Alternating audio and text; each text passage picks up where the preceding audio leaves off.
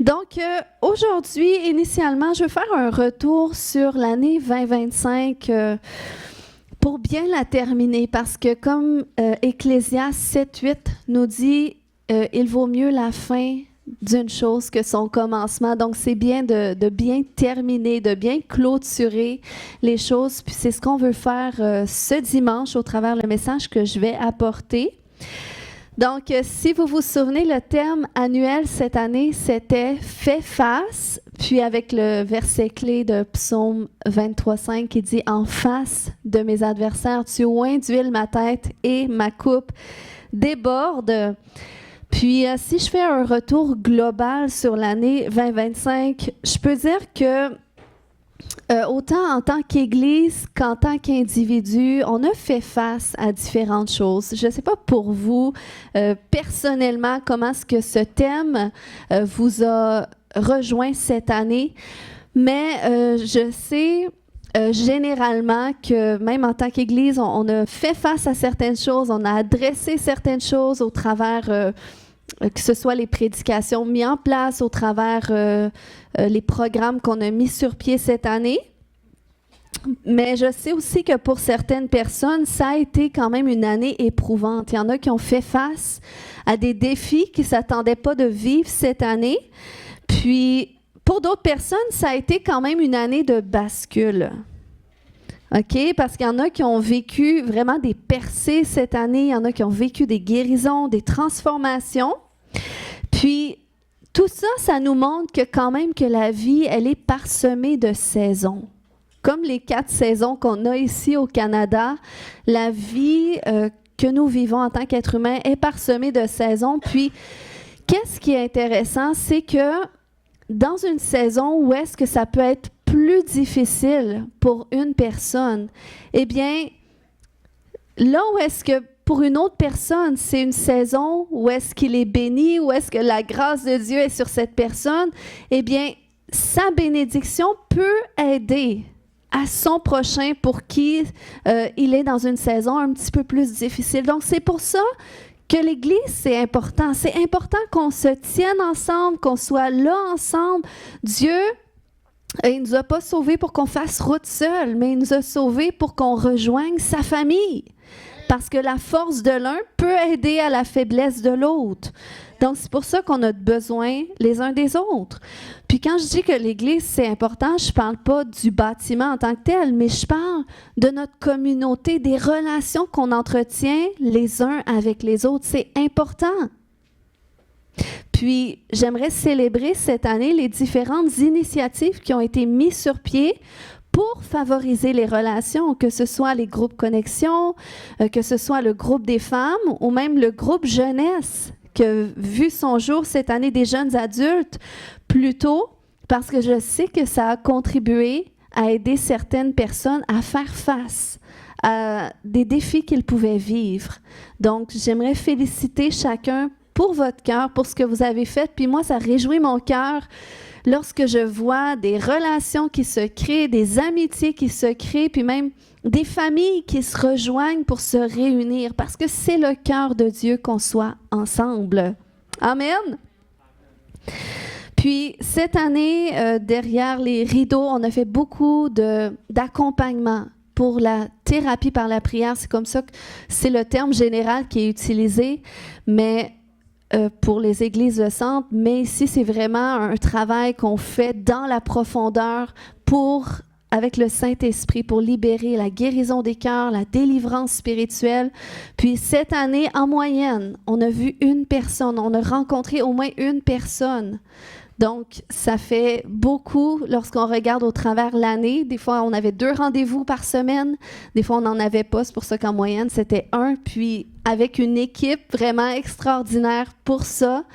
Et ça me réjouit parce que, vous savez, ça prend beaucoup... Je ne sais pas si mon micro il est trop fort ou il résonne un peu. Hein?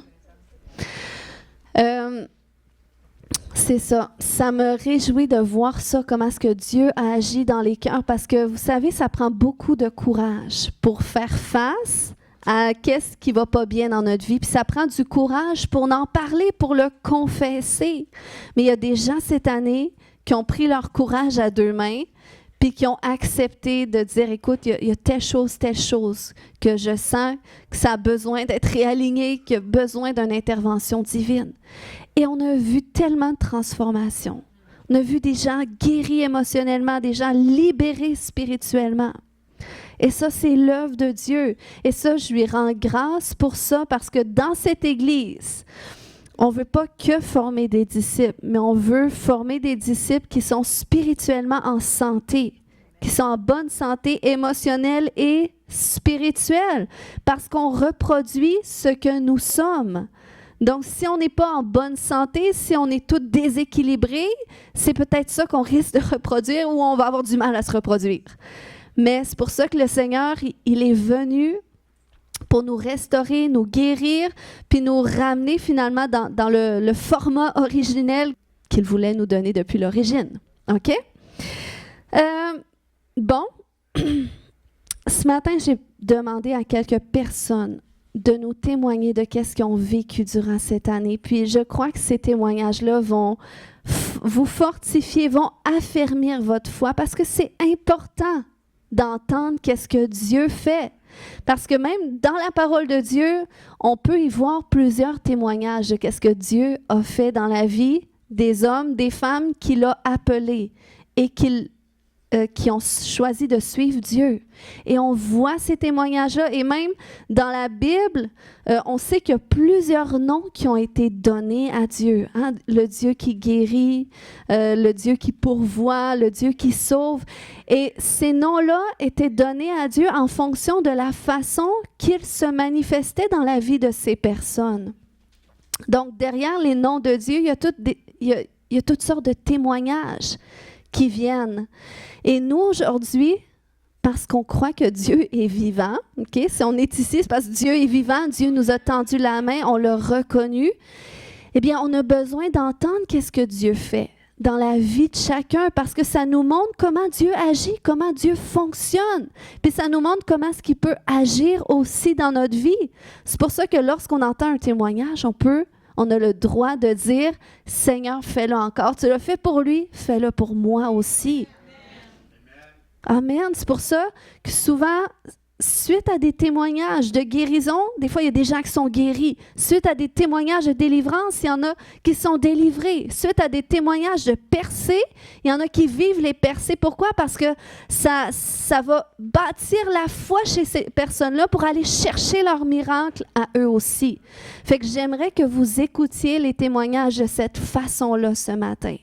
Puis de croire que ça peut s'appliquer à vous aussi ou aux gens autour de vous.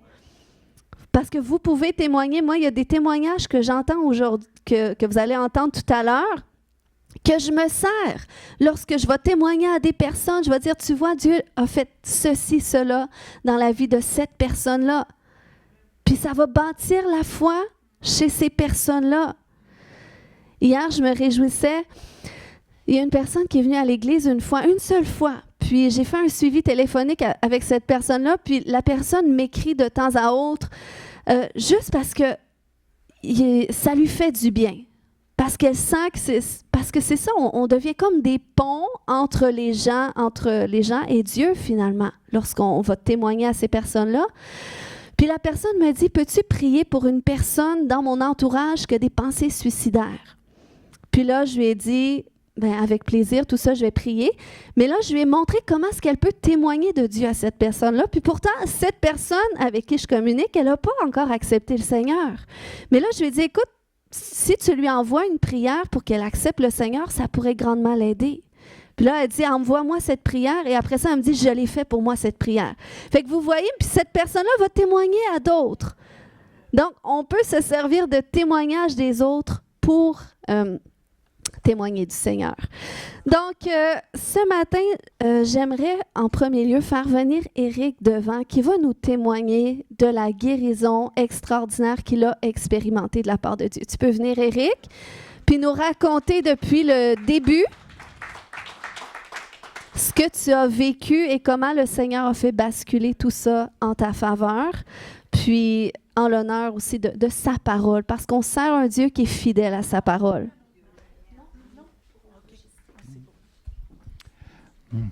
Merci, Pasteur Léane. Bon, je vais essayer de résumer ça très, très vite. Mais le thème de cette année, faire face à l'adversité, oui, je l'ai vécu, mais je pensais vraiment pas que je le vécu, que j'allais le vivre de cette façon-là. Euh, J'avais été diagnostiqué pour un deuxième cancer. J'avais déjà été soigné et guéri pour un premier, mais ça, c'est l'autre année. Mais cette année, c'est cancer du foie, une opération le 14 avril. Je devais rester très peu longtemps à l'hôpital. J'ai eu une opération, ça a duré 9 heures. Et puis, je me rappelle plutôt ce qui s'est passé, mais moi, le lendemain de cette opération-là, on m'a apporté de la nourriture. Euh, j'ai perdu connaissance ou je me suis mis à tousser. Ils m'ont rentré d'urgence aux soins intensifs. Ça a passé par la mauvaise place. Ça s'est tout retrouvé dans mes poumons. J'aurais pu mourir là. J'ai été dans les soins intensifs pendant 3 jours. En tout cas, je me souviens quasiment plus des premières journées, mais je sais qu'ils m'ont collecté avec de solidité, des photos, puis toutes sortes de choses, en tout cas. Juste à tenir les... En tout cas, j'avais de la misère à me tenir debout pour ça. La troisième journée, je sais qu'un orthophoniste est venu. Entre-temps, j'avais perdu la voix complètement.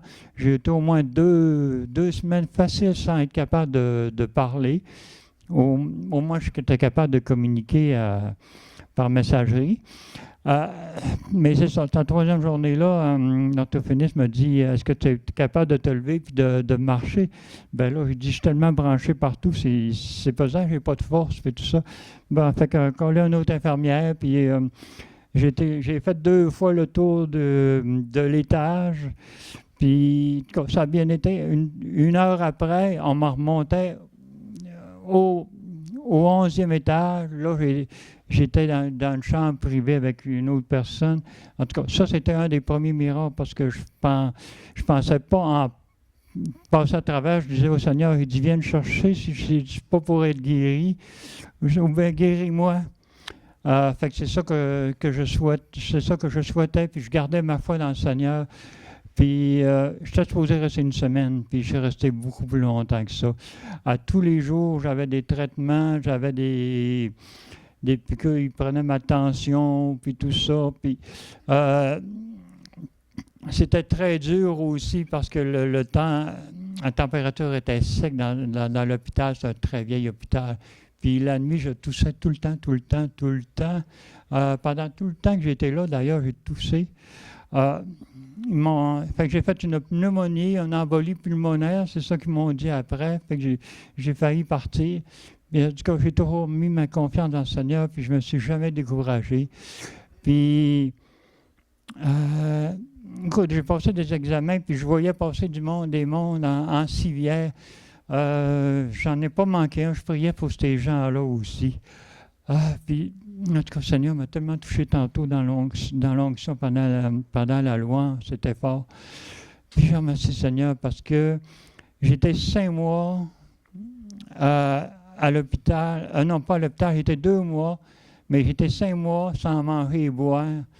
Puis j'étais collecté, puis ça, c'était long.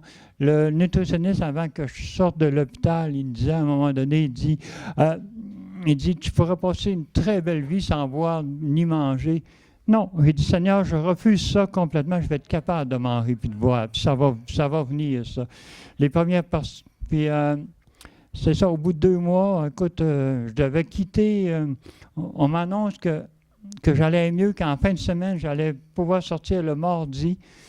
Il m'avait dit ça à l'hôpital, puis 1 heure après, c'était au début de la semaine, un mardi, ils sont venus me dire que demain matin, tu peux sortir si tu veux. Fait que j'ai eu un livre pour venir me chercher, puis j'ai pu sortir, puis en tout cas, étape par étape, au début, j'avais passé des examens de nutrition, ça avait été 0, puis ils m'ont... de la poudre qui est épaissie, il a fallu que j'aille ça pendant plusieurs mois pour être capable, pour que ça passe dans le bon tuyau, pour que ça aille directement dans l'estomac et dans les intestins, puis pour pas que ça aille dans les poumons. En tout cas, je remercie le Seigneur pour tout ça, parce que quand on a mangé la semaine passée, et j'ai dit, si je mangeais comme tout le monde, ça, c'était une étape pour moi, puis je remercie le Seigneur, parce que là-dessus, j'ai au moins 5 mois à reprendre du retard. Puis j'ai été chez ma soeur passer Noël, puis je mangeais comme tout le monde, puis écoute, la santé, je trouvais ça tellement important. Là, c'est sûr qu'on prenait de la boisson socialement, mais moi, je n'ai pas pris une goutte de boisson, rien. J'ai dit, dans ma santé, c'est tellement plus important. C'est sûr qu'aujourd'hui, ce n'est pas encore parfait, mais là, ça s'en va vraiment vers le haut. Puis je remercie le Seigneur parce qu'à chaque jour que je passais, c'est un miracle pour moi. Fait que je remercie beaucoup le Seigneur, puis merci pour toutes les prières, puis merci pour Pasteur Léane. Puis les gens ici, je vous aime beaucoup. Amen. Amen. Merci, Éric. Je me souviens encore quand on l'a vu sortir de l'hôpital, puis il faisait pitié, Éric. Je veux dire, il n'avait pas bonne mine comme il l'a aujourd'hui, puis qu'est-ce qui est intéressant, c'est que Éric a toujours cru pour sa guérison, même quand il voyait pas la guérison, puis il était connecté, puis il devait prendre la pâte, là, en tout cas. Puis, on a prié beaucoup pour Éric, presque toutes les semaines quand il venait ici, puis on voyait quand même pas de résultats, mais on avait quand même la foi.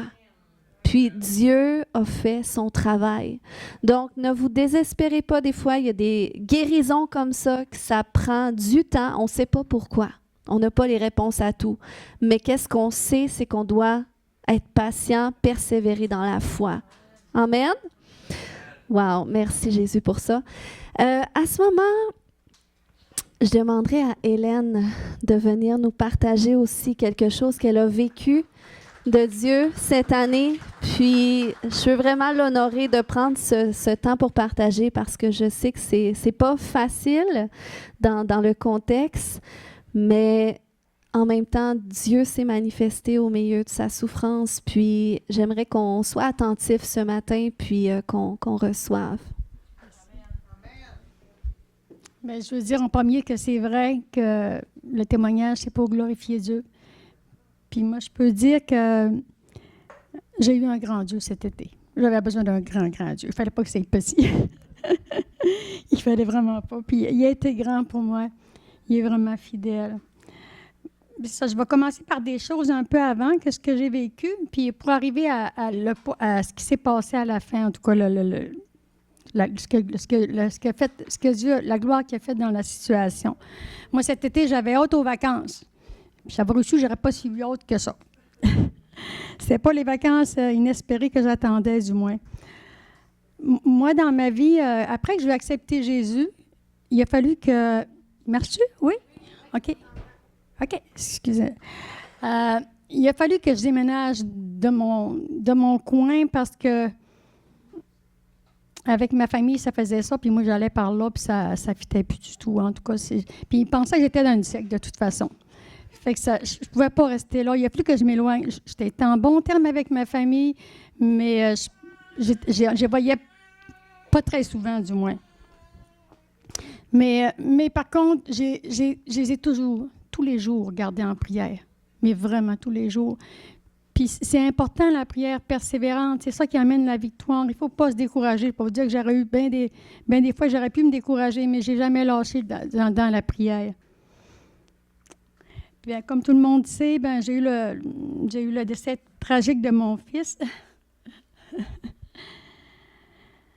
cet été. Et c'est là que je me suis vraiment accrochée à Dieu de tous mes cellules, je dirais. C'est plus que... Je me suis vraiment accrochée à Dieu. Le matin, en me levant, c'était... Seigneur, j'ai besoin de toi, puis parle-moi. Puis ces moments-là étaient précieux le matin parce qu'il me répondait. Mais il m'a donné une force surhumaine pour dire ce que j'ai vécu parce que mon fils a été porté disparu. Et tu ne sais pas ce qu'il est, tu ne sais pas s'il est dans le besoin. Tu sais, là, tu penses toutes sortes de choses, mais en même temps, tu ne veux pas y penser. Fait que c'est ça, je me suis accrochée à Dieu. Je priais en langue, mais constamment. je ne pouvais pas lâcher la prière une seconde parce que la prière me tenait. J'avais vraiment une force surnaturelle pour vivre ça quand même, que moi-même, j'étais dépassée de cette force-là que j'ai eue à travers ça. Fait que c'est ça. Mon fils a été porté disparu. J'ai même passé aux nouvelles. Et même quand j'ai passé aux nouvelles, là, j'avais une paix parfaite. Tu sais, moi, quand même, tu dis, là, il y a plus qu'une personne qui va te voir. J'étais en paix. J'ai vraiment une force surnaturelle. Je veux dire ça aussi, tout ça, pour dire que on ne vit pas les choses pareilles comme dans le monde, nous autres, comme chrétiens. On ne peut pas se dire, hey, gars, ça, on vit tel. Éric en a un témoignage.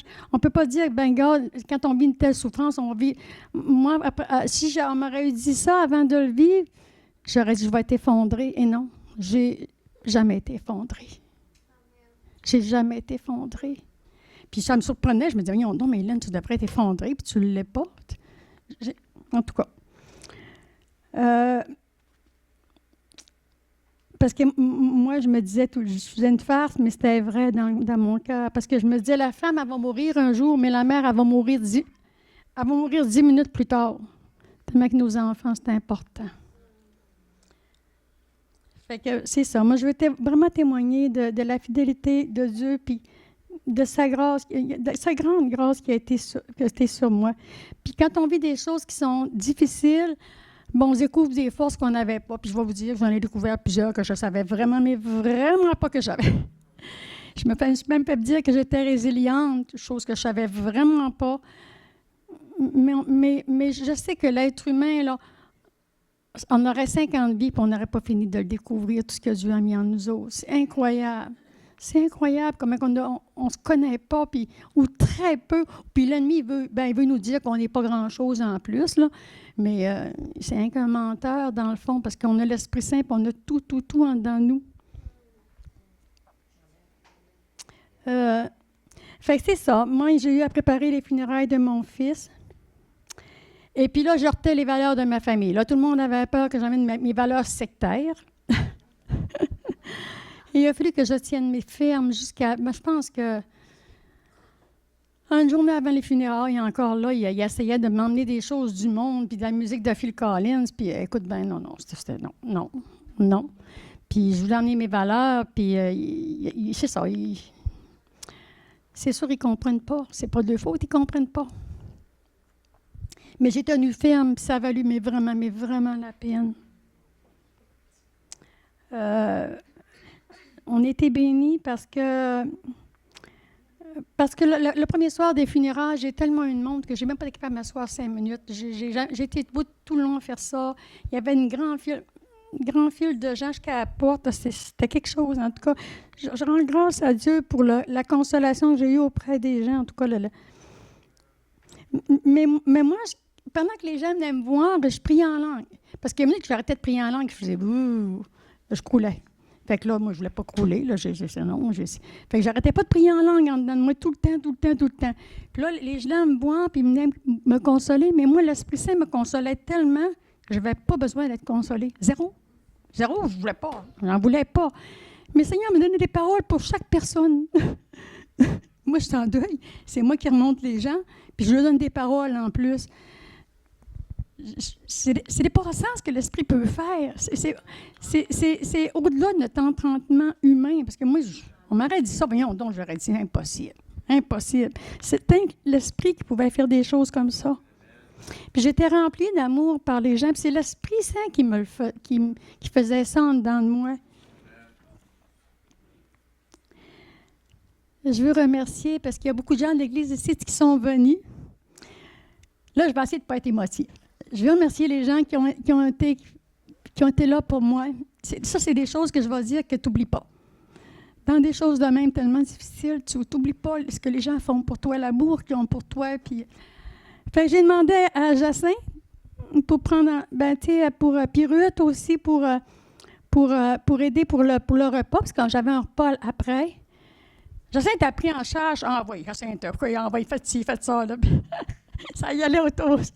Mais elle a fait beaucoup plus que j'ai demandé, parce qu'en plus, la gang, ils ont servi, ils ont ramassé, ils ont fait le ménage, ils nous ont servi de l'eau. On était Holiday Inn avec eux autres. Ah, c'était formidable. En tout cas, je veux remercier Ruth qui a servi, Edith, Émilie, Suavis. Puis, il y a d'autres personnes, ils ne sont pas ici, là, mais je veux vraiment vous remercier. Puis, j'avais quelque chose que je voulais dire, je l'ai perdu. Ah, même Jacinthe arrivait de Montréal. Moi, je ne sais pas ça. Là, je lui demande pour le premier soir, veux-tu faire la prière à la fin? Mais moi, je ne sais pas qu'elle arrive de Montréal, là qu'elle a. Elle, puis d'autres personnes qui étaient avec elle, ils ont attendu, ils ont resté jusqu'à la fin pour venir faire la prière. Tu sais, c'est des choses que tu n'oublies pas, ça, là. Merci. Là, je vais essayer aussi de ne pas être émotive. William. Ça va être dur de ne pas l'être. Excusez.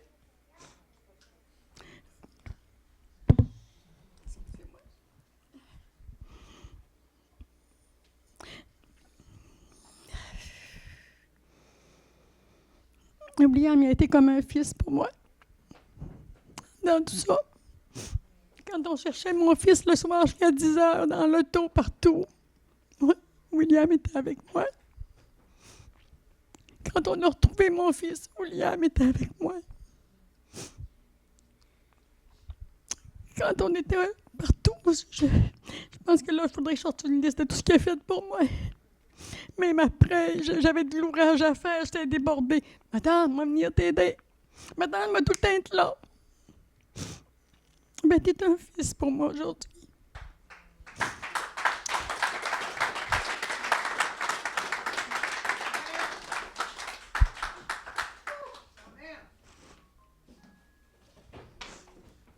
C'est ça, Seigneur. J'ai perdu un fils, mais wow.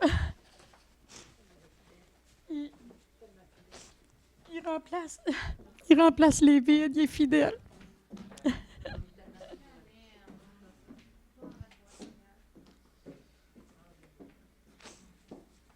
Là, après ça, ben, c'était la cérémonie. Alors, on a eu la chance, j'ai eu la bénédiction d'avoir Nathalie et d'avoir Léane. J'ai été hors de kit. Et Léane, en tout cas, tout ce qu'elle a préparé, c'est wow. Excusez. Je savais qu'elle était un peu pleurer aujourd'hui. Après ça, c'est ça, Léane. Je voulais réellement qu'elle amène la prière de salut. Puis c'est ça. Elle a commencé à faire prier les gens par quelque chose que tout le monde pouvait accepter. Puis là, il priait. Puis là, elle en est la prière de salut. Puis là, on n'a pas eu connaissance par ça. Oh, wow, wow, wow, wow. En tout cas, tout le monde a fait la prière de salut. Moi, j'étais assise sur ma chaise. Puis là, c'était mon moment intense. Que j'étais contente. Et c'est ça, en tout cas, je vais en reparler de l'impact que ça a eu après, en tout cas. Mais moi, puis même au cimetière, en tout cas, ce que tu as fait, en tout cas, j'étais comblée. J'étais réellement comblée avec toi de ce que tu as pu faire. Ça, je t'en remercie aussi. Après ça, il y avait une fille que je connais qui était là, une amie à moi. Elle qui est quand même c'est une personne très sage, mais quand même très... c'est pas une personne, comment je dirais ça, elle est quand même terre à terre. Elle réfléchit, puis elle vient me voir après, elle était vraiment comme déconcertée. Elle dit, Hélène, tu ne me croiras peut-être pas, là, mais elle dit, je vous ai vu, toi et ton mari, elles aviez des grosses choses de lumière autour de vous autres. Puis là, elle était vraiment mal. Mais moi, dans le début de ma vie chrétienne, le Seigneur m'avait montré que nous, comme chrétiens, dans le monde surnaturel, on est vraiment des lumières. Moi, je savais que ce qu'elle disait, c'était vrai. Mais puis elle nous disait, elle dit, j'ai jamais vu ça. Elle dit des funérailles comme ça, un service comme ça. Puis on a eu beaucoup, beaucoup d'éloges. On a eu vraiment beaucoup d'éloges. En tout cas, là, je vais rester à mes écrits. On a eu beaucoup d'éloges, que les gens n'avaient jamais vu ça. Puis j'ai eu des éloges sur ma famille aussi, qu'on était une famille chaleureuse, en tout cas. Quand on est allé au cimetière, on arrive pour partir. Moi et mon mari, on était pas mal dans les derniers. Mais là, j'avais mon beau-frère qui nous attendait comme ça. Puis il voulait nous parler. Puis là, je dis, bon, mais ce qui se passe, tu sais? Alors, il dit, vous autres, là, il dit, ça te fait fort. Non. Il dit, non. J'ai dit, c'est Jésus. Non. Il dit, vous êtes fait fort. J'ai dit, non, c'est Jésus. Puis là, il recommençait. Tu sais. Mais nous, on sait que c'est Jésus, tu sais. Mais en tout cas, lui, là, c'est sûr qu'il ne réalisait pas, en fait, là. Puis après ça, on s'est commencé à se faire dire que votre religion, dans le fond, n'a pas une grosse différence avec la nôtre. Tu sais, ça fait que là, on voyait l'ouverture qui se faisait. Alors, je veux dire que, tu sais, c'est la pire souffrance que je peux vivre dans ma vie, c'est officiel, ça. Il n'y en aura jamais de pire que ça. Mais j'ai pas perdu ma joie de vivre. Dans le fond, j'ai encore ma joie de vivre. Chez nous, j'arrive, puis je suis encore la folle qui était folle. J'ai encore... Je fais des farces, puis je m'amuse encore. C'est sûr que des fois, par contre, le monde rit, puis j'ai pas le goût de rire. Là, il m'énerve. Ça arrive. Ça arrive. Mais c'est normal. Tu sais, je m'accepte là-dedans de dire, il m'énerve, là. Pendant qu'il arrête de rire. C'est ça. Je t'ai rendu la joie de vivre. OK. Comme ça, je l'ai dit tantôt. Finalement, j'ai fini, là, j'achève. En tout cas, je voulais dire que je ne suis pas effondrée. Ça, je l'ai dit.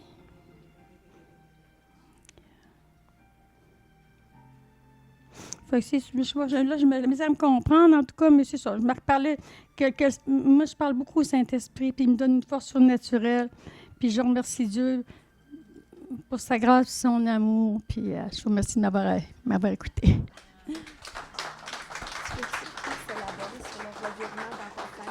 Je n'ai pas parlé. Excuse-moi. Le revirement dans ma famille. Moi, comme je vous dis, j'ai dû m'éloigner de ma famille. Là, aujourd'hui, je me rapproche de ma famille. Et après que Léane a fait la prière, tout ça, mon William, écoute, il priait même, moi, là-bas. Il a posé les mains à quelqu'un au funérailles, tout ça. Mon neveu, il a pas honte de sa foi. Il témoigne beaucoup. Mais Léane, après a fait la prière, ma famille a eu un changement d'atmosphère spirituelle complet. Avant, il fallait que je m'éloigne, puis là, il faut que je me rapproche. Ils viennent chez moi, il y a vraiment un rapprochement. Puis là, je ne peux pas nommer des choses précises, concrètes, parce qu'il y a quand même des choses personnelles. Mais il y a une famille qui allait vraiment, là, puis ça leur virait de bord complètement. Donc, on voyait que l'Esprit Saint était là et agissait. Et dans ma famille, là, j'en ai une que... Tu peux-tu dire qui? La mère à William, j'ai donné une Bible d'énervement avec la prière de salut, j'ai dit quoi lire. Ça, je ne chantais pas de rien. Le petit frère à William, il priait tous les jours, hein? Son petit frère. Sa grand-mère et sa mère m'ont dit, il devrait venir à votre église, là. Ma mère m'a dit, c'est ça, elle dit, votre religion, elle dit, il n'y a pas une grande différence avec nous autres. Elle avait à me rescalper, là. Fait que c'est ça. Moi, je vois vraiment que l'atmosphère spirituelle a changé du tout au tout. Du tout au tout. Fait que je sais qu'il y en a d'autres qui s'en viennent. Alors, je voulais dire aussi, hier, on est allé à notre première, je vais faire ça vite, à notre première rencontre au niveau des personnes âgées. La chorale, parce que vous aviez prié pour nous autres dernièrement. Puis les gens, ils ne voulaient plus nous laisser partir. Ça a été wow. En tout cas, là, on est vraiment contents. On retourne l'après-midi. Amen. Merci, Hélène, de nous avoir partagé tout ça. Puis c'est vraiment encourageant parce que c'est très, très difficile qu'est-ce qu'elle a vécu, mais ça nous permet de voir comment est-ce que Dieu peut agir aussi au milieu des blessures, des souffrances les plus difficiles à traverser. Puis, en tout cas, le revirement spirituel dans sa famille, c'est vraiment extraordinaire. En tout cas, je me souviens, pas longtemps avant que l'événement tragique arrive, c'était vraiment un lourd fardeau, la fermeture spirituelle de sa famille. Puis, il est arrivé la tragédie, tout ça, mais comment est-ce que Dieu a reviré, a fait basculer toute cette fermeture-là et là, l'ouverture, puis la restauration des relations familiales. C'est vraiment tout un témoignage. À ce moment, j'aimerais inviter nos frères et sœurs, le couple Alliance et Guy. Je ne sais pas si Alliance est ici aussi ou c'est Guy qui doit partager. Je ne sais pas comment vous allez le faire, mais j'aimerais aussi que vous puissiez venir nous partager comment est-ce que vous avez vécu aussi ce temps de bascule, cette accélération divine cette année. Vous êtes le témoignage qu'on sert un Dieu de famille. Fait que venez partager ce matin ce que vous avez vécu. Merci, pasteur. Bonjour, peuple de Dieu. Je suis très content d'être là parmi vous en ce matin. Et mon épouse et moi, si nous sommes là ce matin, c'est pour témoigner les bienfaits de Dieu dans nos vies. Déjà, ce matin, pour arriver, ce n'était pas facile. L'auto ne voulait pas démarrer. Et il a fallu que Martin vienne rapidement nous chercher. Et nous sommes là en ce matin. Dans la plupart des temps, beaucoup vont dire qu'on ne voit pas Dieu. On ne voit pas Dieu physiquement. Nul n'a jamais vu Dieu. Moi, je dirais que c'est faux. Moi, je dirais que j'ai vu Dieu. Je n'ai pas vu Dieu physiquement, mais j'ai vu Dieu à travers ses bienfaits dans ma vie. J'ai vu Dieu à travers ses bienfaits dans la vie de mon épouse, dans la vie de mes enfants. Raison pour laquelle je vais partager ce témoignage avec vous, parce que je me dis en moi que ce témoignage, certainement, doit donner la force à quelqu'un de continuer. Certainement, il y a d'autres qui se sont fatigués, qui ont dit qu'ils ne continuent plus. Mais je crois qu'à travers ce témoignage, quelque chose va se passer et les forces vont revenir et tu pourras continuer le combat. Je me suis marié, c'était le 10 décembre 2022. Quand je me suis marié, c'est là où les choses ont commencé. C'est là où les portes se sont ouvertes. Et par la suite, après notre mariage, mon épouse a eu la grâce. Les portes du voyage se sont ouvertes dans sa vie. Et quand les portes se sont ouvertes, l'ennemi également s'est levé. Pourquoi? Parce qu'il fallait combattre la chose en elle. Déjà, pour qu'elle arrive ici au Canada, ça n'a pas du tout été facile. Il a fallu que Dieu lui-même prenne la chose entre ses mains. Pourquoi? Parce que l'ennemi s'est levé et il fallait d'abord briser les autels qui se trouvaient dans sa famille pour qu'elle puisse avancer. Là, c'était le véritable problème. Ça a pris beaucoup de temps et sa procédure a fait pratiquement près de 1 an, 3 mois, 1 an, 4 mois, un truc de ce genre. Mais le plus important, c'est qu'elle est arrivée. Et quand elle est arrivée, Dieu merci, elle a trouvé une famille chrétienne qui êtes vous. Vous l'avez soutenue, vous avez été à ses côtés. Vous l'avez acceptée telle qu'elle était, pas seulement elle, mais également Sandra. Sandra, c'est ma dernière petite sœur, ma sœur biologique. Vous leur avez accepté telles qu'elles étaient et vous avez avancé avec elles. Et de mon côté, j'étais au Cameroun. Quand elle est arrivée, c'était le 4 mai 2023. Quand elle est arrivée ici au Canada, et moi, je n'avais pas d'occasion, je n'avais pas d'opportunité. Et je me posais la question de savoir comment je vais faire pour arriver. Déjà, ce n'était pas facile pour moi. Rebecca, quand elle est partie, elle était encore dans le ventre. Je n'avais pas l'occasion de voir l'enfant. Et par la suite, Dieu s'est manifesté. Il a frayé un chemin en plein désert. Et il est passé par Marlène. Il est passé par elle. Moi, je l'aime beaucoup. J'aime souvent dire que c'est ma maman, à moi. Et Dieu est passé par elle pour tout déclencher. Grâce à elle, j'ai trouvé un employeur qui m'a accepté depuis mon pays d'origine, le Cameroun. Et c'est comme ça que je suis arrivé. Quand je suis arrivé ici au Canada, ce n'était pas du tout facile pour moi, avec le froid, les temps difficiles et tout et tout. Bon, il fallait que je m'adapte pour pouvoir mieux avancer. Et grâce à Dieu, je me suis adapté. Et quand je suis arrivé, vous m'avez accueilli, vous m'avez aimé. Vous n'avez pas créé des barrières, pas de séparation. Vous m'avez accepté, vous m'avez embrassé, raison pour laquelle je parviens plus à me séparer de vous. Pourquoi? Parce que avec vous, je me sens bien. Et par la suite, ça n'a pas du tout été facile pour moi. Il fallait que je m'intègre, il fallait que je commence le travail. J'ai commencé le travail. Et Rebecca, on s'est rencontrés, elle m'a aimé et s'est attachée à moi. Jusqu'à aujourd'hui, on ne parvient plus à se séparer. Pourquoi? Parce que nous faisons un et nous marchons ensemble. Nous marchons ensemble et je l'aime beaucoup. Je l'aime beaucoup. Déjà, la question que je me suis posée, c'est de savoir, il y a ma première fille qui s'appelle Esther, qui aura 3 ans le 25 janvier 2026. Je me suis posé la question de savoir, vu que Dieu a fait pour moi, comment ça va se passer avec elle. Moi, je veux qu'elle soit à mes côtés. Il faut que tous ensemble puissions être en ce lieu pour adorer Dieu. Et je ne savais pas comment ça devait se passer. J'ai essayé de parler l'affaire à Dieu pour qu'il essaye de faire quelque chose. C'est comme ça que c'était le 23 novembre. J'étais en train de fouiller les programmes qui me permettaient à ce que l'enfant puisse être là. Et du coup, je suis tombé sur un programme qui permettait à ce que l'enfant puisse arriver. C'est comme ça que j'ai contacté le consultant. Lui et moi avions essayé de parler cela. Bon, il m'a dit qu'on va faire et ce qui est sûr, c'est que la chose va marcher. C'est comme ça que je me suis lancé. C'était, je crois, je crois c'est toujours ce même 23. Nous avons déposé la documentation de l'enfant auprès de l'IRCC et il était question que la procédure fasse 4 ans pour que nous puissions avoir un résultat. C'était à peu près ça. Mais grande a été ma surprise quand nous avons déposé le document. Ça n'a même pas fait 1 mois.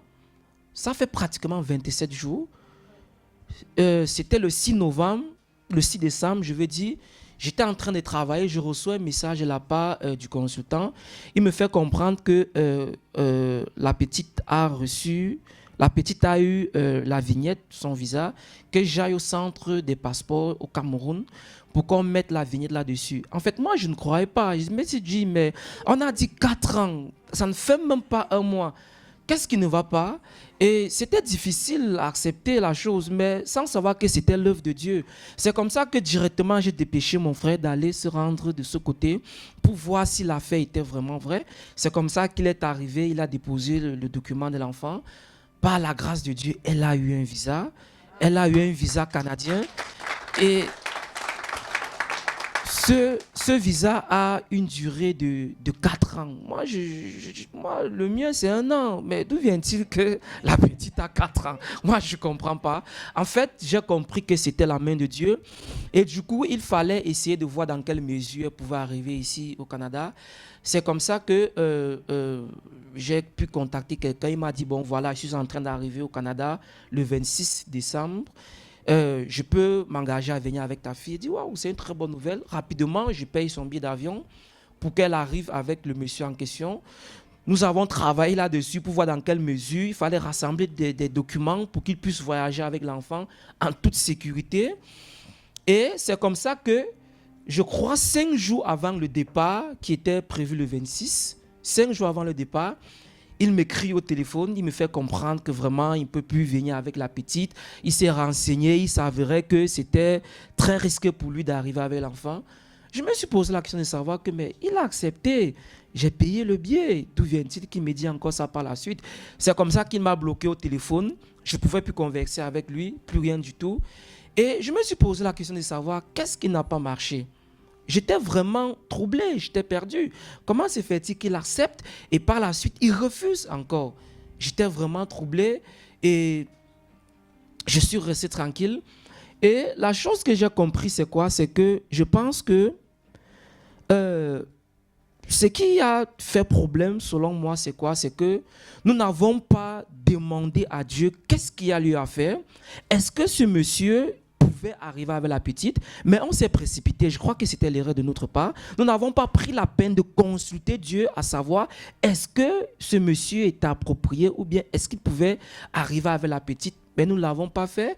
Ce que je tiens à dire, c'est que, mes frères, mes sœurs, prenons la peine de consulter Dieu avant de faire quoi que ce soit. C'est très, très important. Prenons la peine de consulter Dieu, à savoir que est-ce que ce que nous faisons est bien? Est-ce que ce que nous faisons est mal? Nous, par exemple, nous n'avons pas consulté Dieu, à savoir que est-ce qu'on pouvait s'engager avec lui? Est-ce que c'était la bonne décision que ce monsieur vient avec l'enfant? Et je crois que si on avait pris la peine de consulter Dieu, certainement, Dieu devait se révéler tantôt d'une manière comme d'une autre. Et ce qui est arrivé ne devait pas arriver. En fait, ça, c'était ma logique à moi. Et j'ai également compris que tout ce qui arrive, c'est pour la gloire de Dieu. Et c'était la volonté de Dieu. Et il s'est désengagé. Je suis resté tranquille. Ça m'a beaucoup dérangé. Et je me suis posé la question de savoir qu'est-ce qu'il y a lui à faire. Et par la suite, j'ai contacté le consultant pour faire part de la situation. C'est là où je lui ai demandé, est-ce que je peux arriver au Cameroun pour récupérer la petite? Il m'a demandé que ton visa expire en quel mois? Je lui ai dit que c'était le 9 septembre 2026. Il m'a dit, oui, tu peux partir. Mais je lui ai dit que, mais écoute, dans mon permis de travail, c'est mentionné, n'autorise pas la réentrée. Il m'a dit, oui, mais tu peux partir. Et du coup, je me suis connecté pour voir comment je pouvais arriver au Cameroun pour prendre la petite. Bon, je me suis rendu compte que le mois de décembre, les billets étaient extrêmement coûteux vu que c'est une période de fête, des personnes montent, des personnes descendent. Janvier également, février, oui. Je me suis rendu compte que février était un peu passable, les billets étaient un peu à la portée de tous. Et du coup, j'ai demandé à Dieu, est-ce qu'il me permet, cette fois-ci j'ai pris la peine de demander à Dieu, pour éviter des problèmes, des difficultés, j'ai demandé à Dieu que est-ce que je peux m'en aller, et j'attends sa réponse. J'attends sa réponse et par la suite, Marlène avait prophétisé parce que quand j'ai commencé sa procédure, elle et moi avions échangé là-dessus. Elle m'a fait comprendre que non, la petite sera là et t'inquiète pas, le mois de décembre, elle sera là. Je me suis posé la question intérieurement de savoir que est-ce qu'elle connaît qu'on a dit 4 ans? Est-ce qu'elle connaît 4 ans, ce qui était dit? Mais en réalité, même si elle connaissait, pour elle, c'était pas trop ça. Pour elle, elle savait que non, l'enfant devait arriver et elle a prophétisé et c'était ça. C'était ça vraiment. Je voudrais dire merci à ma maman. Pourquoi? Parce qu'elle a prophétisé et la chose est arrivée. Je voudrais également dire merci au pasteur Liane. Elle nous a soutenus. Elle était à nos côtés. Elle a toujours été disponible. Chaque fois, quand il fallait prier, il fallait. Elle était là. Elle était disponible. J'aimerais également dire merci au peuple de Dieu. Je me souviens, la dernière nuit de prière que nous avons eu à faire ici, là, le sujet a été donné par rapport à la petite. Tous ensemble avions prié par rapport à cela. Et raison pour laquelle je vous dis merci. Merci pour ce que vous n'avez jamais cessé de faire, pour ce que vous ferez encore, pour ce que vous allez encore et encore faire pour moi. Je vous aime beaucoup. Que Dieu vous bénisse. Je vais donner le micro à mon épouse, certainement. Elle aura également quelque chose à partager avec vous.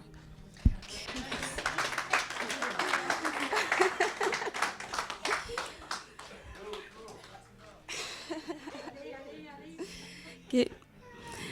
En 2025, vraiment, le Seigneur fait des grandes choses dans ma vie et dans ma famille. 2025, c'est une année que je ne peux jamais oublier. Je me souviens, lorsque j'ai donné ma vie à Jésus, j'ai dit à Dieu, Seigneur, je veux te servir. Je veux parler de toi aux autres, mais pas en me basant sur ce que les gens m'ont dit de toi. Mais je veux parler aux autres par rapport au témoignage que tu vas mettre dans ma bouche. Parce qu'en parlant aux autres par rapport à ces témoignages, ce serait montrer que je connais le Dieu que je sais. Ce serait montrer que je connais le Dieu à qui je prie. Et le Seigneur, en 2025, s'est vraiment manifesté dans ma vie. Lorsque je suis arrivée ici, bon, le thème de l'année, c'est « Faire face » et sincèrement, je crois que ce thème était pour moi cette année parce que pour quelqu'un qui a laissé sa famille en Afrique et aller d'un pays étranger sans connaître personne, c'est faire face à beaucoup de choses. Donc, lorsque j'étais arrivée, j'étais avec Rebecca, j'étais encore enceinte et tout. C'est vrai que ce n'était pas facile pour nous deux. Et là, je disais à Dieu, Seigneur, je veux te servir parce que je persévérais dans une église déjà en Afrique et je ne voulais pas arriver ici et puis abandonner l'œuvre de Dieu et tout ça. Donc, c'est comme un jour, quand j'ai fini mon travail, pendant que je priais, c'est comme le Seigneur me disait, je vais rencontrer un homme de Dieu qui va m'aider à entrer dans ma destinée. Et là, je disais à Dieu, Seigneur, je ne connais personne ici, je ne connais pas d'église. La seule église que je connais, c'est l'église catholique et c'est fermé. Donc, du coup, vu que En tout cas, je me basais sur cette parole-là. J'ai commencé à chercher les églises proches de Métabéchon en ligne. Et puis, je suis tombée sur une église. C'était pas la bonne, en tout cas. Parce que lorsque le monsieur m'a contacté, parce qu'il fallait laisser le numéro de téléphone, c'était en ligne, on disait si tu veux plus connaître Jésus, si tu veux évangéliser, et puis il fallait laisser tes coordonnées et tout ça. J'ai laissé mon numéro de téléphone. Et quand le monsieur m'a appelé, on a parlé de Jésus. Et puis à la fin, il me demande si je veux qu'il prie pour moi. J'ai dit oui.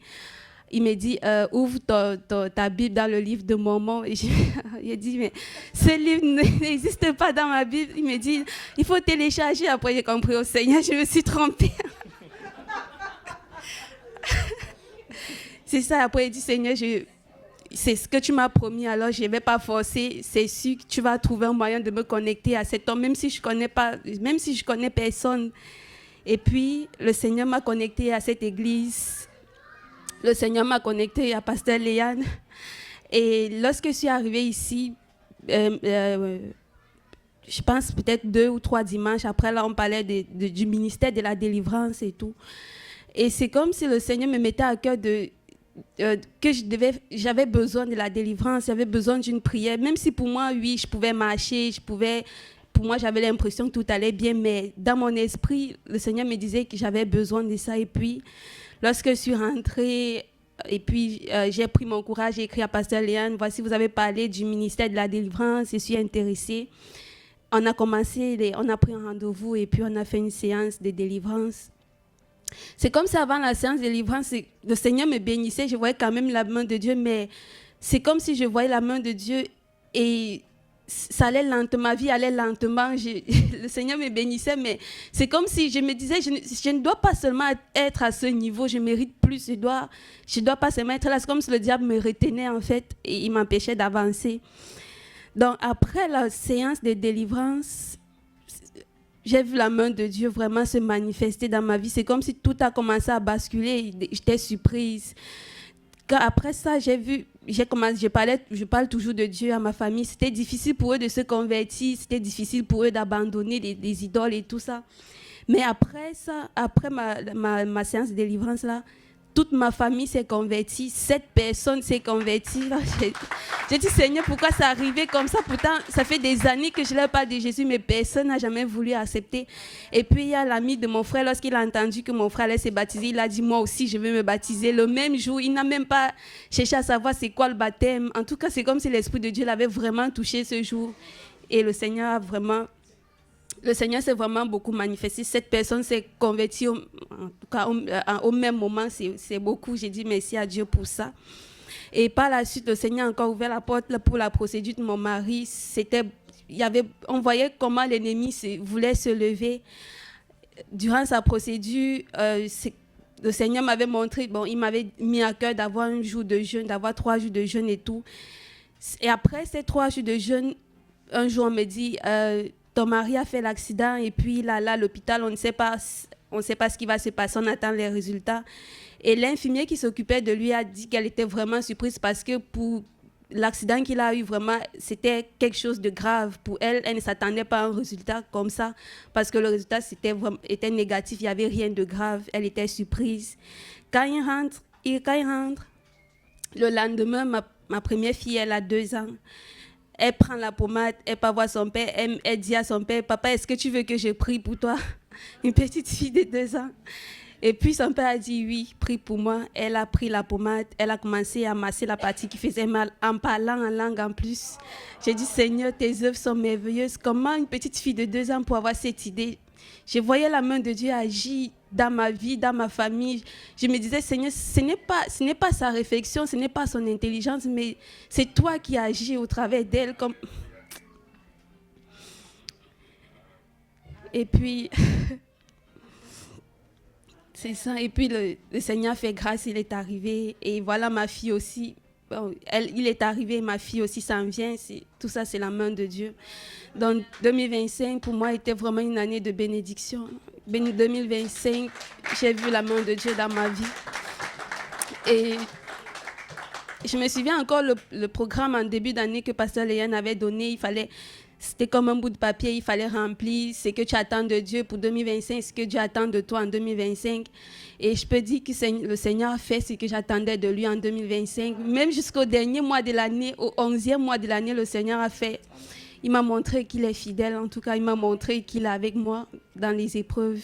Et ma prière est que en 2025, Seigneur, je veux encore te connaître plus. Je ne veux pas juste, en 2026, oui, je veux te connaître plus encore. Je ne veux pas juste me limiter au témoignage de 2025 ou 2024, mais je veux encore te connaître. Je veux encore expérimenter ta puissance et ta grandeur. Donc, c'est ça, je rends grâce à Dieu pour ses bontés dans ma vie.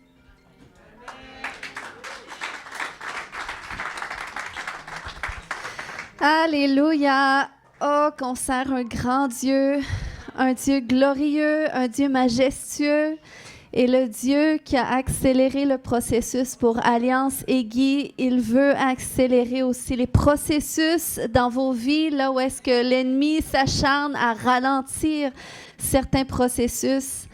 Ils ont entré dans qu'est-ce que Dieu avait pour eux cette année, et je crois que vous aussi, il y a des choses encore que le Seigneur, il veut percer avec vous, puis ça s'en vient. Peut-être c'était pas la saison pour ça encore, mais que ces témoignages vraiment affermissent votre foi, édifient votre foi, puis qu'ils puissent élargir aussi vos visions, puis qu'est-ce que Dieu peut faire dans vos situations.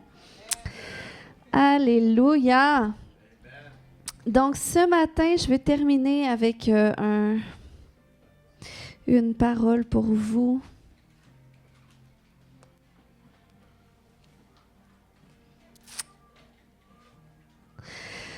Donc, en tout cas, je veux vous encourager, quel que soit ce que vous vivez, ce que vous traversez. Parfois, on n'a pas toutes les réponses du pourquoi est-ce qu'on vit telle chose, pourquoi est-ce qu'on vit encore certaines situations quand ça fait longtemps que Dieu nous montre autre chose ou qu'on sait que Dieu a autre chose pour nous.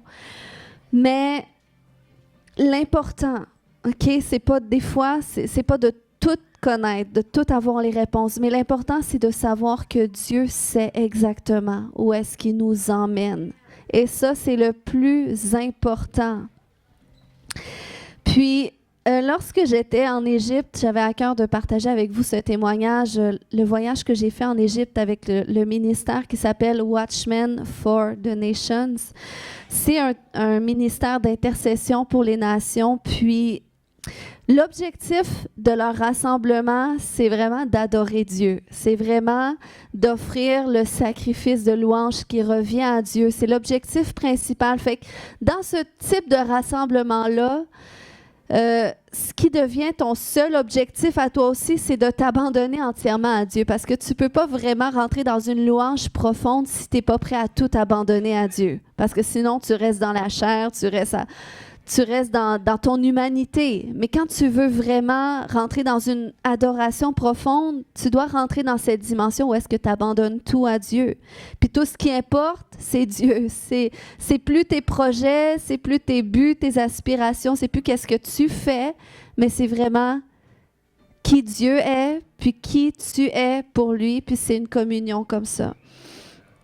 Puis, dans le premier rassemblement que j'ai vécu lorsque j'étais en Égypte, j'ai entendu le Seigneur me dire à un moment donné, tu sais, au milieu de tout ce que j'accomplis pour le Seigneur, pour son royaume, j'ai entendu le Seigneur me dire, il y a ce qui vient des hommes par rapport à ce que tu fais, mais il y a ce qui vient de moi.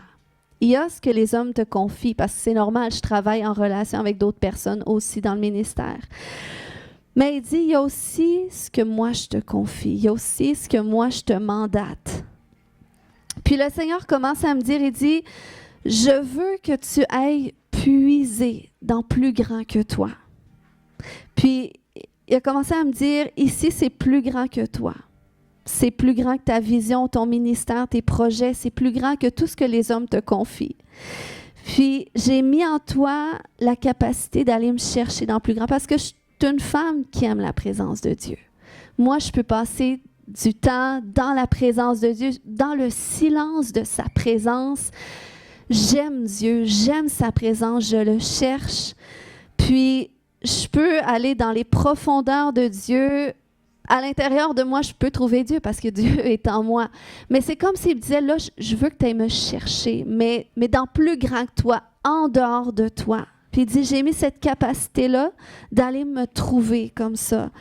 Puis, c'est comme si le Seigneur, il me tendait la main pour un appel, à aller le chercher encore une fois, mais maintenant, en dehors de ce que j'ai connu ou j'ai expérimenté ou que j'avais l'habitude de faire. Puis, quand le Seigneur me disait ça, il y a comme une insécurité qui est venue en moi. Parce que là, j'ai commencé à me dire, ouais, mais je ne sais pas où est-ce que tu veux m'emmener, Seigneur. Tu sais, c'était inconfortable, mais j'ai entendu Dieu dire cette parole qu'il avait dit à Abraham dans Genèse 12:1. Va-t'en de ton pays, de ta patrie et de la maison de ton père dans le pays que je te montrerai. Donc, il l'appelait à tout quitter, ce qu'il connaissait, d'où il venait, pour aller là où est-ce que Dieu lui montrerait, mais il ne savait pas où est-ce qu'il irait.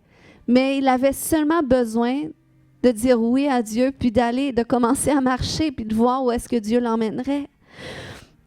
Mais toute l'histoire d'Abraham nous montre qu'il a dû mourir à lui-même. Et mourir à toutes ses ambitions, ses rêves, hein, parce que Dieu lui avait promis des choses qui connectaient avec le rêve qu'il avait d'avoir une descendance. Mais même ça, Dieu l'a appelé à le mettre sur l'autel, à le faire mourir aussi.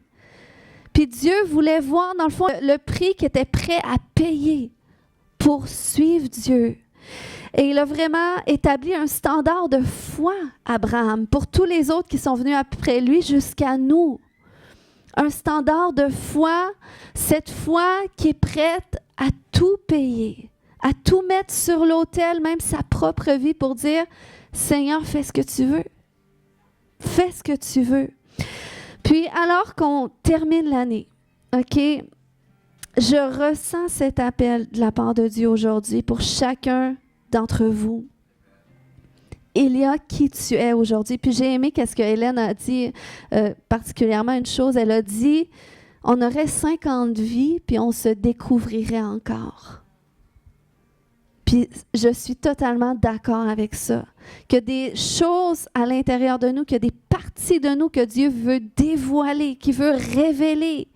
On ne peut pas imaginer qu'est-ce qu'il a mis à l'intérieur de nous, puis qui fait aussi partie de lui parce qu'on découvre Dieu en nous. On se découvre au travers de lui aussi. Donc, il y a qui tu es aujourd'hui, ce que tu fais aujourd'hui, ce que tu connais, ce que tu aspires. Mais ce matin, si Dieu voulait faire les choses différentes avec toi,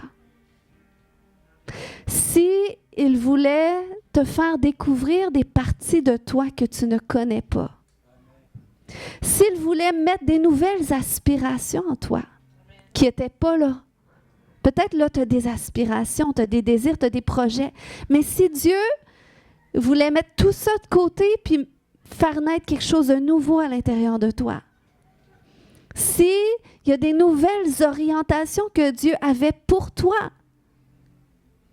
est-ce que tu serais prêt à dire, me voici, Seigneur? Je suis prête à avancer vers cet inconnu. Puis, si ce matin, tu ressens l'appel dans ton cœur de dire, écoute, j'aime ma vie, ou peut-être j'aime pas ma vie, peu importe, mais je sens qu'il y a un plus que Dieu a pour moi, mais je ne sais pas c'est quoi. Je sens que c'est un appel vers l'inconnu parce que c'est un appel vers quelque chose qui est plus grand que moi. Puis ce matin, j'aimerais, si tu ressens cet appel, parce que c'est important, on veut répondre à des appels de Dieu. Si tu ressens cet appel, on va prier ensemble. J'aimerais que tu viennes devant, puis que tu te prosternes devant le Seigneur. Parce que c'est entre toi et ton Dieu. Seul Dieu sait. Il sait qu'est-ce qu'il a mis à l'intérieur de toi. Puis peut-être t'en connais des parties, certaines parties. Mais il y a quelque chose de plus. Peut-être que Dieu veut te dévoiler. Il y a quelque chose de plus qu'il veut déverser. Puis vous savez, moi, en Égypte, quand j'ai dit oui à Dieu, c'est correct, j'ai accepté, même si c'était inconfortable, parce que je sentais que je devais quitter, même si c'était pas clair, parce que bon, tout est un peu symbolique avec Dieu, mais c'est mon langage avec Dieu. Mais j'ai vécu des choses extraordinaires que je n'ai pas toutes partagées, c'est certain, mais que vous allez bénéficier au courant de la prochaine année. Mais il y a des choses extraordinaires. Le Seigneur est venu rencontrer des choses, me donner des réponses spécifiques au travers des temps dans sa présence. Là où est-ce que mon objectif, c'était juste de m'abandonner à lui. C'était juste de lui donner tout ce qu'il désire, ma vie au complet. Puis c'est là que le Seigneur fait des choses extraordinaires. Puis si vous êtes prête à répondre à son appel, de dire, Seigneur, je veux aller vers qu'est-ce que tu as pour moi que je ne connais pas encore. Je veux répondre à cet appel.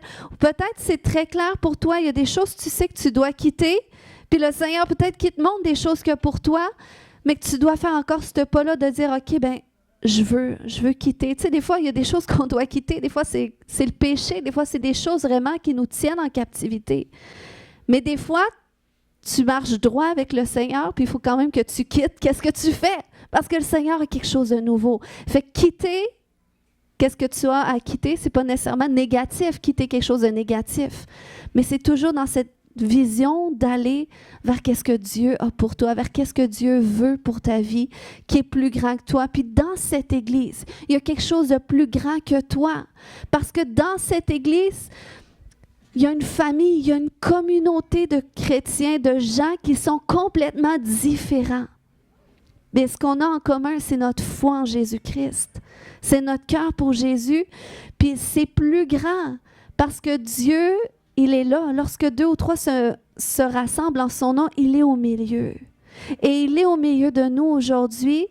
Et il y a des clés de son royaume qui veut te faire déterrer. Si tu réponds à son appel, il y a des choses qu'il va te dévoiler parce que tu fais ce pas de foi.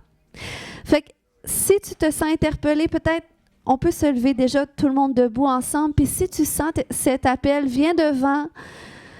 Viens devant. Sinon, tu peux rester à ta place et recevoir, mais j'aimerais quand même qu'on puisse faire ce pas de foi. Alléluia. Seigneur mon Dieu, je prie que tu réveilles l'esprit, ton esprit à l'intérieur de tes enfants. Ceux que tu appelles vers quelque chose de nouveau, vers l'inconnu, Seigneur, quelque chose qu'ils ne connaissent pas. Si vous êtes capable de vous prosterner devant le Seigneur, parce que j'aimerais que ce soit un temps de rencontre avec Dieu, parce que c'est plus grand qu'un homme ou une femme, qu'est-ce que Dieu veut déverser sur votre vie. C'est un dépôt qui vient de son trône de grâce. Alléluia. Puis le Seigneur a des nouvelles révélations à vous donner. Il y a des nouveaux chemins qu'il va vous montrer. Alléluia, Seigneur. Merci, Papa. Alléluia. Merci que ce matin, Seigneur Dieu, ce matin, oui, Seigneur, tu agites ton esprit à l'intérieur des gens. Tu fais agiter leurs entrailles ce matin. Alléluia, pour qu'ils connectent à toi, pour que tu fasses naître qu'est-ce que tu as de nouveau, Seigneur, alors que, Papa, nous nous apprêtons à terminer cette année, Seigneur Dieu. La fin de quelque chose annonce le début de quelque chose de nouveau, Seigneur Dieu. Et ce matin, Père, tu vois tes fils, tu vois tes filles qui sont prêtes à dire, me voici, je veux avancer. Je veux avancer dans cette direction où est-ce que tu veux m'emmener, même si c'est pas clair, même si je comprends pas, même si je sais pas quand, je sais pas comment, me voici. J'entre. Peux-tu simplement déclarer j'entre ce matin? J'entre. Alléluia, j'entre dans ce que tu as pour moi. Alléluia, j'entre dans ce nouveau.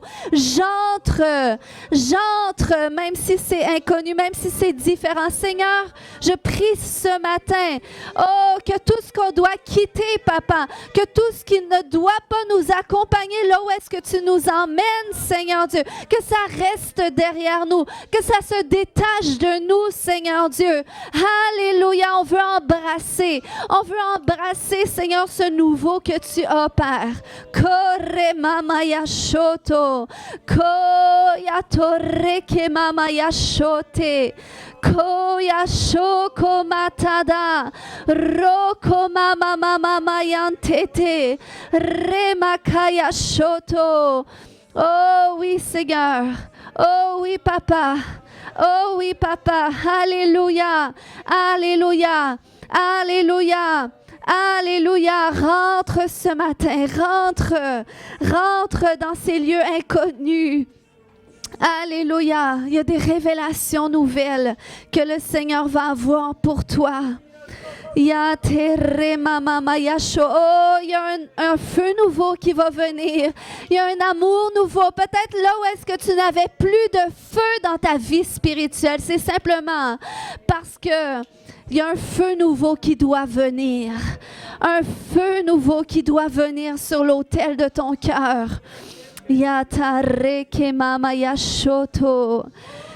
Kayashoto. Oh, Papa, je prie, Seigneur. Karemata yashoto. Kayashoto, Seigneur, oui, Papa, tu le fais. Tu les emmènes, Seigneur, dans qu'est-ce que tu as pour eux, Père. Alléluia, tu les pousses, Seigneur. Ceux qui ont besoin d'une poussée, tu les pousses. Tu les pousses. Tu les pousses. Karemama yashoto. Oui, Seigneur. Yatamaremata, merci Jésus. Merci Jésus. Merci Jésus. Alléluia. Alléluia. Alléluia. Ce qui est certain pour toi, c'est que tu entres dans une communion encore plus profonde avec ton Dieu. Alléluia. Oh oui, plus. Ouvre la voie, Seigneur. Ouvre la voie. Ouvre les yeux, Seigneur. Kaya Shoto. Oui, Seigneur, ils vont entrer. Ils vont entrer dans qu'est-ce que tu as, Seigneur. Merci, Père. Rome Kaya Shoto. Rema Kaya Shoto. Kaya Shoto. Rema Kaya Shoto. Reçois tout ce que Dieu a pour toi. Reçois tout ce que Dieu a pour toi. Sois équipé, sois oint selon ce que le Seigneur veut te oindre ce matin. Rema kaya shete, kaya shoto. Oh, alléluia, oui Seigneur. Oui Seigneur, tu équipes pour la nouvelle saison, Seigneur. Kaya shoto marebata, koya shoto plus. Oh Seigneur, ce n'est ni par force, ni par puissance, mais par ton esprit. Et je veux libérer l'onction, la vie de l'esprit sur chacun de mes frères et de mes sœurs qui répondent à cet appel ce matin. Oh, je déclare que vous serez pleins d'esprit et de force pour aller là où est-ce que Dieu va vous montrer. Pour entrer dans qu'est-ce que Dieu vous appelle à entrer. Soyez remplis du Saint-Esprit. Remaya Shoto, c'est pour toi, même si tu es dans la salle, même si tu écoutes à l'écran, c'est pour toi aussi ce matin. Reçois la vie de l'Esprit qui va faire naître, qu'est-ce qui doit naître? Kaya Shoro Makata, Kaya Shokomata, oui Seigneur. Kaya Shoto, merci Jésus. Merci Jésus. Merci Jésus. Kaya Shoto Maya. Remakata Yashonto. Kaya Shoko Mama Mama Taya Shete. Kaya Shoto Mama Mama Yante Rebabatata. Merci Jésus. Merci Jésus. Merci Jésus. Alléluia. Alléluia. Alléluia. Kaya shoko mama yante rebakata. Kaya shoko mama yante de. Alléluia. Je brise le pouvoir de toute confusion spirituelle.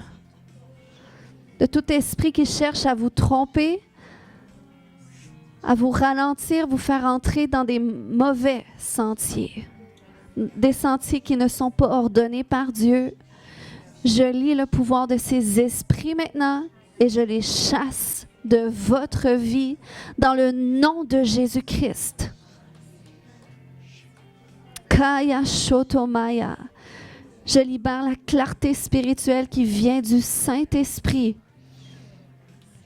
à l'intérieur de vous.